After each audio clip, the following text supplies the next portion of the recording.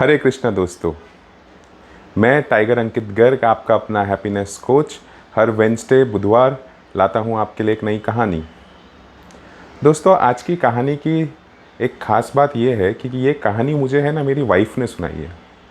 Normally मैं ही उसे सुनाता हूँ और बहुत बार वो पक भी जाती है क्योंकि मैं उसको कहानियाँ सुनाते रहता हूँ। हर सिचुएशन पे मेरे को कृष्णा कहीं ना कहीं से है ना कहानी याद दिला देता है, तो वो कभी कभी पक जाती है। वैसे भी कहते हैं ना, घर की मुर्गी दाल बराबर। खैर, आई एम जस्ट जोकिंग। पर ये है ना, उसने बहुत एक्साइटमेंट में मुझे सुनाई थी। उसने मुझे ऑफिस से बोला था कि तुम घर पे आओगे तो मुझे बताना, मैं तुमको कहानी सुनाती हूँ। उसका एक कारण भी है। इसमें जो एक कहानी का सार है ना, वो मेरी कहानी से या मेरी सोच से काफ़ी मिलता जुलता है। तो उसे पता था कि मुझे ये चीज़ बहुत अच्छी लगेगी, तो उसने बड़ी उत्साह से मुझे सुनाई थी। तो चलते हैं कहानी की ओर। गोपाल एक बहुत ही मेहनती और सुलझा हुआ बंदा था।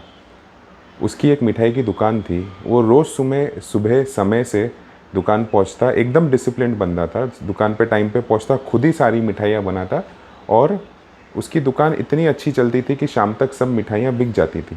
पर उसकी दुकान में एक अलग ही कुछ चीज़ आपको सुनने मिलेगी या देखने मिलेगी। वो ये कि उसकी कोई भी मिठाई पे प्राइस टैग नहीं होता था। हाँ दोस्तों, कोई भी मिठाई पे प्राइस टैग नहीं।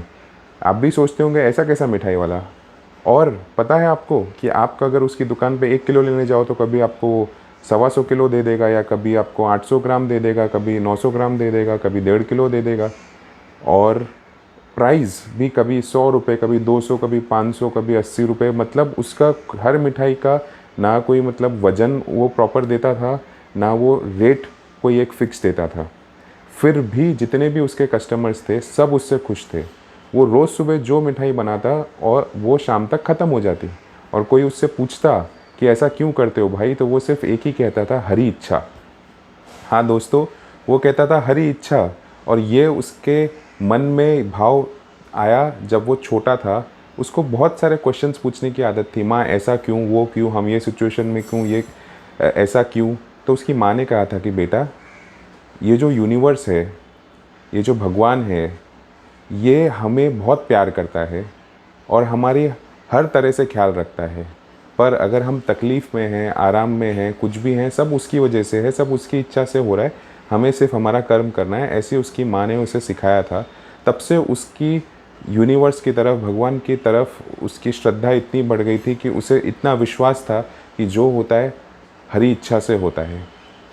अब एक दिन उसकी शादी हो गई। शादी के बाद अच्छा उसका सुखी संसार चल रहा था, संपन्न बंदा था। एक दिन उसे हो गया लेट उठने में, तो वो फटाफट तैयार हुआ क्योंकि उसे टाइम से पहुंचना था। बहुत ही डिसिप्लिन बंदा था। तो उसकी वाइफ दोपहर को ले गई कि अरे पतिदेव आज खाना नहीं ले गए, मैं खाना ले जाती हूँ। अब वो जब पहुंची, पहली बार दुकान में आई थी, तो उसने ये सब देखा तो बोला, ये क्या, कोई भी मिठाई पे प्राइस टैग नहीं, कोई भी रेट ले लेते हैं, कभी कम कभी ज़्यादा, ये क्या है। तो उस टाइम तो वो कुछ नहीं बोली। रात को बोली, अरे सुनते हो, मुझे है ना ये कुछ सही नहीं लग रहा है आपका। इस तरह से तो बहुत नुकसान हो जाएगा, अपन कैसे चलेंगे। तो आप एक काम करिए, मैं है ना चलाती हूँ थोड़े दिन। तो उसने सिर्फ इतना ही बोला, हरी इच्छा।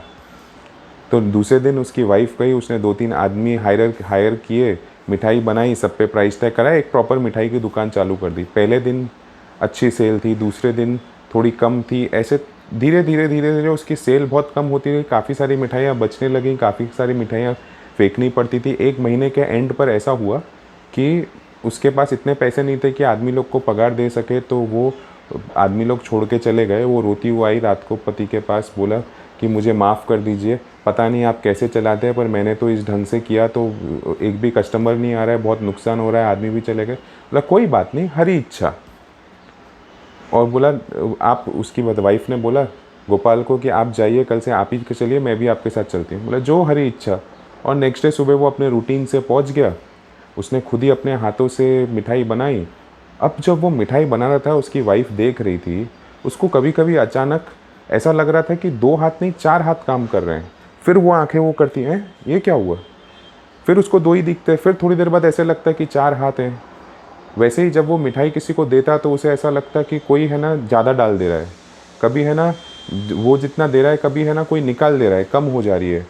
इस तरह से उसने जब देखा तो वो एकदम हक्की बक्की रह गई कि क्या हो रहा है। मतलब उसको थोड़ी देर आंखों पे विश्वास नहीं हुआ। पर पूरे दिन उसने देखा कि जैसे ही गोपाल आया था दुकान पे, उसने सारी मिठाई बनाई, शाम तक सब मिठाई ख़त्म। अब उसकी वाइफ को ये रियलाइजेशन हो गया, जो मेरे पति को यूनिवर्स पे, भगवान पे जो इतनी निष्ठा है, जो इतना विश्वास है, वो सही है।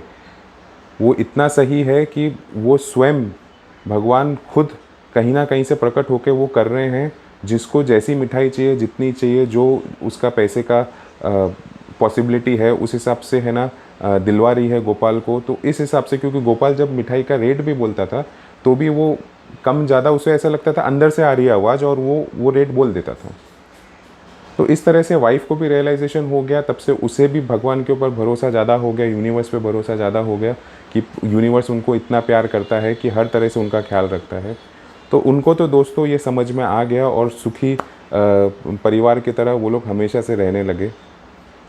तो दोस्तों, इस कहानी में मैंने जो कहानी सुनाते सुनाते ही हमको मॉरल ऑफ द स्टोरी तो समझ में आ गई कि हमें हर चीज़ पे, मतलब यूनिवर्स पे, हमारी लाइफ में जो भी हो रहा है उस पर भरोसा रखना है। ऊपर वाला ऐसा, यूनिवर्स ऐसा, चींटी से लेके हाथी तक का हर एक का खाने का ध्यान रखता है, इतना वो किया है। इंसानों से हमसे गलती होती है तो भी यूनिवर्स हमारा ख्याल रखता है। आप देखिए, ये वायरस के टाइम पे सिर्फ 2 महीने जब बंद था, तो किस तरह सृष्टि ने अपने आप को कितना वापस, एयर क्लियर हो गई, पानी क्लियर हो गए, है ना। ओजोन लेयर जो हमारी है वो साइंटिस्ट लोग ने बोला कि वो ठीक हो गई। 100% हुई, कि जो भी परसेंटेज हुई, मुझे एग्जैक्ट परसेंटेज नहीं पता है, पर यूनिवर्स, हमारा नेचर इतना सक्षम है, इतना अच्छा है। अगर हम अच्छे से को एग्जिस्ट होकर चलें तो मैं आपको बोलता हूँ दोस्तों, आप हमेशा खुश रहेंगे, आप हमेशा संपन्न रहेंगे, और तकलीफ़ों से आपको कभी भी घबराना नहीं है, क्योंकि तकलीफ़ हमें और स्ट्रॉन्ग बनाने के लिए आती है, कुछ सिखाने के लिए आती है। सोने की ज्वेलरी तब बनती है जब उसको गर्म करके पिघला के उस शेप में डाला जाता है, ऐसे ही नहीं बन जाती है। एक तितली है, तितली का आप YouTube पे जाके देखिए, आपको पता भी होगा कि किस तरह से वो एक कीड़े से तितली बनती है और उसको कितनी तकलीफ़ झेलनी पड़ती है। तो तकलीफ़ों से कभी घबराइएगा नहीं, ऊपर वाले पे पूरा भरोसा रखिए, खुद पर भरोसा रखिए, खुश रहिए, मुस्कुराते रहिए, शांत रहिए। मैं मिलूँगा आपको हर बुधवार एक नई कहानी के संग। अगर आपको मेरी कहानी अच्छी लगी तो प्लीज़ लाइक करिए और लोगों के संग शेयर करिए। अगर आपने मेरा चैनल सब्सक्राइब कर लिया है तो उसके लिए बहुत बहुत धन्यवाद, और अभी तक आपने करना बाकी है तो प्लीज़ कर दीजिए। मैंने एक 15-20 दिन पहले ऐसे वो रखा था कि 15 अगस्त तक मेरे 1000 सब्सक्राइबर्स हो जाइए। दोस्तों प्लीज़ आप अपने दोस्तों से और भी अपने परिवार वालों से, उनके दोस्त के दोस्तों से अगर आप ये करवा देंगे तो मेरा बहुत, आपका, मेरे तरफ से आपको बहुत बहुत धन्यवाद इन एडवांस। फिर मिलेंगे। हरे कृष्णा।